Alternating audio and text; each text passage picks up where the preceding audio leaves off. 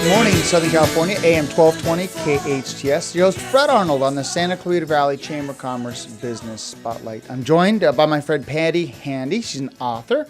And welcome back to the show. Thank you. Great to be here. We're going to talk about the book today, 50 Ways to Flourish After Divorce. And you wrote this book along with the other book, which is... How to Ditch Your Allowance and Be Richer Than Your Parents. Yes, but I did pay my kids $10 to read the book. Yeah. So I guess they did earn some money just to get them to read it. And you know what? You'll earn that back many times over by Absolutely. not having to get them out of a mess. So tell me about the inspiration behind the book, because one thing I like about the title of the book is 50 ways to not survive or get by, but flourish after, a very challenging time in your life, which is divorce. So tell me a little bit about your journey writing the book and the inspiration behind the book. Sure. The book was written actually many, many years ago. It was right after my divorce, and it was something that I documented, processing part of my journey. And it's 50 things that I did that helped me flourish. It's a journey. It's a path. It's a very challenging time. You go through a very dark place. It's raw. It's vulnerable. It's very difficult. And part of this was my therapy. And I wrote it years and years ago, but I just recently published it. Yep, it's great. It's a simple read. And that simple is good, because when you're going through something challenging, or a loved one is going through something challenging, it really allows you just to break down some basic principles. So let's talk about the book.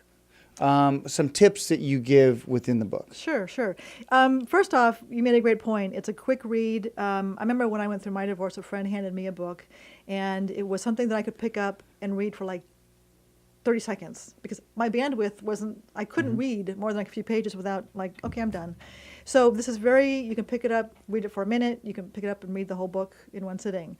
And it's meant that way on purpose. So it's really very productive in that way. Yeah, very simple. Yeah. Simple's good nowadays. Oh my gosh, yeah, absolutely. It's all about simple. So let's talk about one of the tips that we've talked about before, which is surrounding yourself with somebody that you can confide in that's been through it. Friends and family were huge, and those that didn't go through it, my sisters and my parents and friends, were monumental in my healing.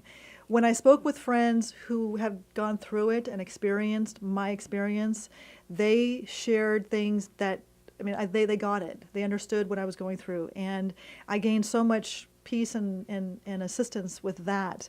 So if you can find somebody that's been through it, and unfortunately in this time, there's a lot of that going around. But if you can find somebody that's been through it and understands the darkness, the vulnerability, just the sadness, the right words come out, and that helps, and it's healing. Big difference between having sympathy, which is many people have sympathy when someone's going through it, versus empathy, which means they've been through it. Absolutely. And they get it. Let's talk about the mind health whole situation. A lot of people lose weight, but for the wrong reasons, because they're not eating. Tell us about how that all interconnects. The self-care, I'll start with the whole self-care piece of it, is absolutely critical. If you were in a horrific accident and you had broken bones and you had internal bleeding and you were just completely, trashed. Broken physically. Self-care, right? You don't get up and go to the gym. You take care of your body. You rest. You heal yourself. Very similar in emotional. When you go through a divorce or loss of a loved one, you go through that horrific pain, and you have to have that self-care. And that means many things. That means exercising. That means eating well. That means meditation. That means prayer. That means finding joy in hobbies. So many things that you can do to take care of your body, take care of your mind, take care of your soul, your spirit. And it's a very slow process. You don't just, and we unfortunately are of people, and myself included, we need things now. Come on, we need it now. And you know what? We can't rush Mother Nature. Right. It's just a process. We have to go through it. We have to be patient with ourselves, with others, and allow it to happen. But how you take care of yourself will depend on how well you come out of it in the end. One of the most important things that I think that I'd like you to address is the fact that in many divorces, there's children. And if you don't take care of yourself and become happy within yourself, and somehow deal with a lot of the pain or anger or whatever that is, then who's going to be on the receiving end of that pain and anger or frustration? Who's going to see it? Right. Yeah, it was important for me to heal. My son at the time of my divorce was 18 months old. Blake, and he was my everything and is my everything, and I needed to absolutely be my best for him. Mm-hmm. So my motivation, my why was not just because I wanted to get out of this black hole, but I had this precious little thing that I needed to take care of, and I wanted to be my best for him. And he, although he was little, he was watching me. Sure. When he turned 2, turned 3, turned 4, he watched my behavior, my attitude, my process. He felt you. Oh, absolutely. The Yeah. energy, absolutely. Yeah, the energy is huge. Let's Yeah. talk about something I think is important, hobbies. It's important to find something, especially when you might have a little more free time because that partner's not there all the time where Right. you'd normally be together. Hobbies. Boy, anything you desire to do or love to do or would Yeah. like to do, hiking, biking. For me, I love to exercise. That was my hobby. And so challenging yourself to something different. That's huge. Funny story, I did a couple things that were sort of humorous. One is I took up martial arts. Mm-hmm. That's humorous. Why is that humorous? Well, you I think that's good. Every woman should take that up. You should have seen me. That's what humorous. But not only was it physically demanding, which was fantastic, but it allowed my brain, because I was so focused on doing what I was supposed to be doing in the martial arts and doing it right without hurting myself, that I had a mental, an hour off. My brain was just turned off from all my life.